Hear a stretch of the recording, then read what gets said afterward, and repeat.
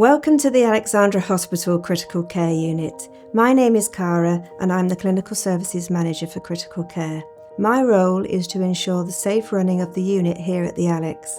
We have 7 critical care beds and 5 enhanced care beds for patients that require closer monitoring or more intense nursing.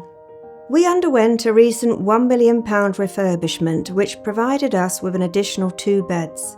One of those being a fully compliant infection prevention isolation room for your added safety, if required.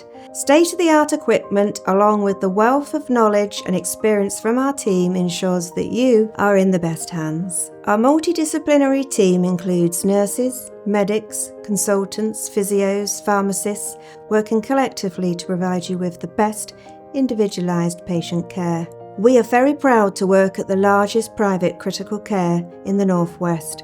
We have been performing cardiac surgery for over 40 years. Our services include cardiology, general surgery, neurosurgery, thoracic surgery, and many more. We have wonderful feedback from our patients, which is a credit to our team.